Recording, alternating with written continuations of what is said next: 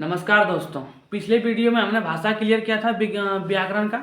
अब जो है हम इसका करेंगे हिंदी व्याकरण का पूरा चैप्टर क्लियर। ठीक है, आप लोग देखते जाइएगा। अब व्याकरण किसे कहते हैं? व्याकरण उस शास्त्र को कहते हैं जो कि हिंदी भाषा को शुद्ध शुद्ध लिखना, पढ़ना और बोलना सिखाता है, उसे कहते हैं व्याकरण। अब व्याकरण के तीन भेद है: वर्ण विचार, शब्द विचार और वाक्य विचार। ठीक है, अब वर्ण विचार किसे कहते हैं?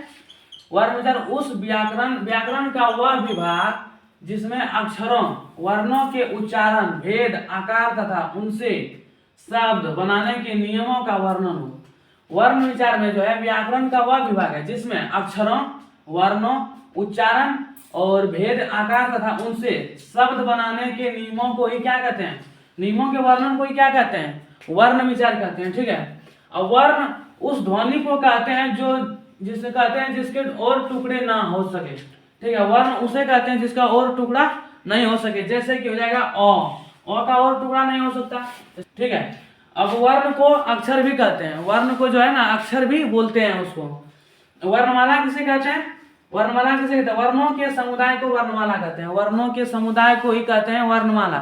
ठीक है, हिंदी में देवनागरी लिपि के मूल 47 वर्ण है। हिंदी के देवनागरी लिपि के जो है ना मूल कितना है? 47 वर्ण है। किंतु आधुनिक हिंदी बड़ी अड़ा, छोटी अड़ा और स्र का प्रयोग हुआ है। ठीक है, बड़ी अड़ा और छोटी अड़ा और स्र का नया प्रयोग हुआ है। ठीक है, अंग और आह की भी गिनती वर्णों में की जाती है।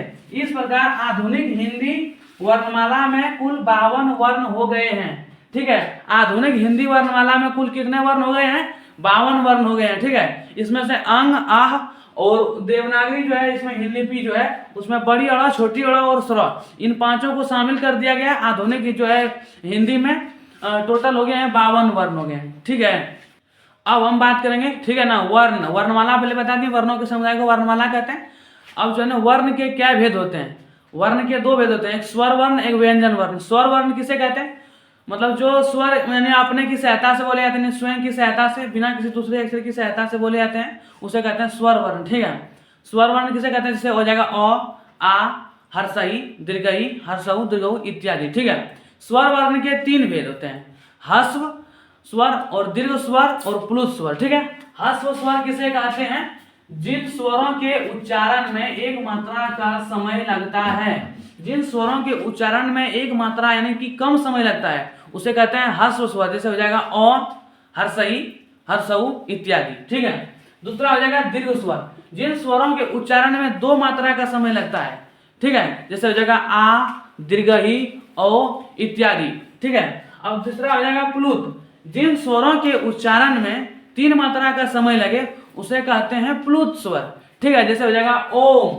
ठीक है, ओम और होता है इत्यादि। इसमें एग्जांपल और आप लोग जो है कमेंट कीजिएगा इसका और एग्जांपल में। ठीक है, यहां तक हो गया कंप्लीट। अब हम जो है ना अब हम व्यंजन के टॉपिक के बारे में बात करेंगे। ठीक है, चलिए, स्वर वर्ण कंप्लीट हो गया। अब हम बात करते हैं व्यंजन वर्ण के बारे में। ठीक है, जो अक्षर दूसरे अक्षर की सहायता से बोले जाते हैं उसे कहते हैं व्यंजन वर्ण। ठीक है, जो भी अक्षर दूसरे अक्षर की सहायता से बोले जाते हैं उसे क्या कहते हैं? व्यंजन वर्ण। जैसे हो जाएगा क वर्ग, क ख ग घ अंग, च वर्ग, च छ ज झ अंग य, त वर्ग, ट ठ ड ढ मूर्धन्त न, त वर्ग, त थ द ध न, प वर्ग, प फ ब भ म इत्यादि।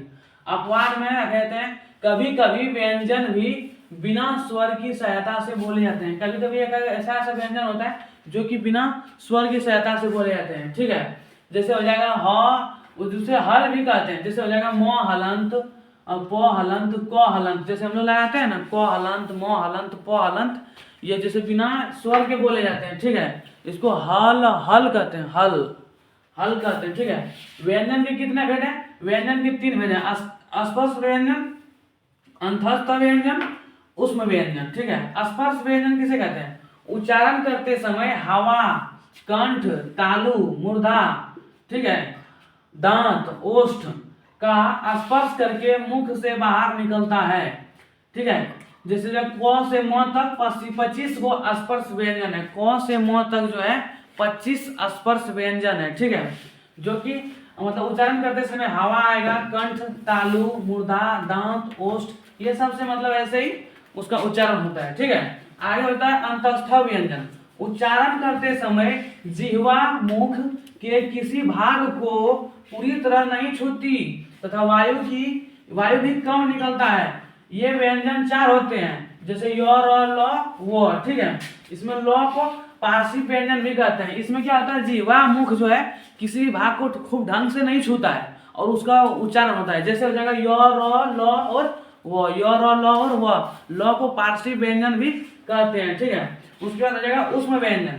ऊष्म व्यंजन के उच्चारण के समय हवा मुख के रगड़ खाने के बाद ऊष्मा या गर्मी पैदा करती है, ठीक है। इसके उच्चारण में जैसे ऊष्म व्यंजन जो बोला गया है, इसको उच्चारण करते समय जो उसका हवा मुंह से रगड़ खा के जो निकलता है, गर्मी पैदा करता है, ठीक है, उसे कहते हैं ऊष्म व्यंजन। ये 4 होते हैं, जैसे हो जाएगा तालेब स, मूर्धन स और दैन स, और हो जाएगा ह। जैसे मुख से देखिए गर्म हवा निकलता है ना, हाथ लगा के जब उच्चारण कीजिएगा तब पता चलेगा कि हाँ इससे गर्मी निकल रहा है, गर्म हवा, उसी को कहते हैं ऊष्म व्यंजन, ठीक है। अब आगे हम लोग बात करेंगे इसमें उसके मतलब उच्चारण के आधार पर 2 भेद होते हैं इसका, और जिसको कहते हैं अल्प प्राण और महाप्राण। व्यंजन वर्ण के 3 भेद के बारे में पढ़ लिए। अब हम लोग पढ़ेंगे जो है ना इसके उच्चारण की, ठीक है। उच्चारण के तहत इसका क्या भेद होता है, 2 भेद होता है। होता है अल्प प्राण, एक होता है महाप्राण। अल्प प्राण किसे कहते हैं, जिसके उच्चारण में हकार की ध्वनि नहीं निकलती है, ठीक है। जिसके उच्चारण में हकार की ध्वनि यानी हवा नहीं निकलता है, उसे कहते हैं अल्प प्राण। जैसे कि हो जाएगा इसमें हकार की ध्वनि नहीं निकलती, जैसे हो जाएगा क वर्ग से प वर्ग तक प्रत्येक वर्ग का पहला, तीसरा और 5वां वर्ण अल्प प्राण होता है, ठीक है। प्रत्येक वर्ग का पहला, तीसरा और 5वां, प्रत्येक वर्ग का क्या होगा, पहला, तीसरा और 5वां वर्ण क्या हो जाएगा, अल्प प्राण। जैसे कि हम लिखते हैं अभी क ख, ठीक है, क ख ग घ और अंग। जैसे इसमें क्या बोल रहा है, पहला, तीसरा और 5वां, जैसे हो जाएगा पहला, तीसरा और 5वां, यानी कि हो जाएगा क ग और अंग। इसी तरह जो है प वर्ग तक सभी में वर्णों में जो है ना ऐसे ही होगा, ठीक है। और आगे है महाप्राण। महाप्राण किसे कहते हैं, जिसके उच्चारण में हकार की ध्वनि निकलती है यानी हवा निकलता है, ठीक है, उसे कहते हैं महाप्राण। इसमें क्या होता है कि प्रत्येक वर्ग का दूसरा और चौथा वर्ण महाप्राण होता है। प्रत्येक वर्ग का दूसरा और चौथा वर्ण क्या होता है, महाप्राण होता है। जैसे लिखते हैं हम लोग क ख ग और घ और अंग। इसमें हो जाएगा प्रत्येक वर्ग का कौन, दूसरा, तो हो जाएगा ख और चौथा हो जाएगा घ, ठीक है। इसमें ये और ये दोनों क्या हो जाएंगे, महाप्राण हो जाएंगे, ठीक है। इसी तरह सभी वर्णों में भी ऐसा ही होता है। सभी वर्गों में जितना भी वर्ग है क से लेकर के प तक सभी में दूसरा और चौथा आ जाएगा महाप्राण, और हो जाएगा पहला, तीसरा और 5वां हो जाएगा अल्प प्राण, ठीक है। अब आगे बात करते हैं संयुक्त स्वर और संयुक्त व्यंजन किसे कहते हैं और क्या है। अब हम बात करेंगे जो कि संयुक्त स्वर और संयुक्त व्यंजन है, ठीक है। संयुक्त स्वर किसे कहते हैं, मतलब 2 स्वर मिलके एक वर्ड बनता है, उसी को कहते हैं संयुक्त स्वर, ठीक है। जैसे कि अ प्लस हर सही बराबर अ, ठीक है, ए, अ प्लस हर सहु बराबर ओ, अ प्लस अ बराबर अह, ओ प्लस ए बराबर अय, अ प्लस अंग बराबर अंग, अ प्लस ओ बराबर ओ, ठीक है। अब हम बात करते हैं अन्य व्यंजन। अन्य व्यंजन में संयुक्त व्यंजन आता है, जिसमें कि 2 व्यंजन मिलके जो एक व्यंजन बनता है उसी को बोलते हैं संयुक्त व्यंजन, ठीक है। जैसे हो जाएगा अक्ष का मतलब कैसे बनता है, क हलंत प्लस मूर्धन स प्लस अ, ठीक है, तब बनता है अक्ष। त्र का क्या होता है, तो हलंत प्लस र हलंत प्लस अ, तब बनता है त्र। ज्ञ कैसे बनता है, ज हलंत प्लस य प्लस अ, ज्ञ। स्र कैसे बनता है, तो तालेब स प्लस र प्लस अ, तब जाके बनता है स्र, ठीक है। तो मैं आशा करता हूं कि मेरा ये कंटेंट आपको अच्छा लगा होगा, और आप लोग हमको कमेंट में बताइएगा कि र कितने प्रकार के होते हैं, ठीक है। र कितने प्रकार के होते हैं आप हमको कमेंट करके बताइए, ठीक है।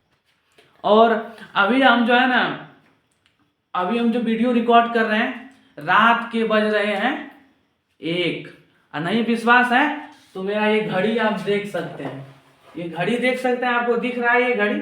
अब जो है 1 बजने वाला है, मात्र 10 और 3 13 या 14 मिनट मैच इसमें कम है, ठीक है, 1 बजने वाला है।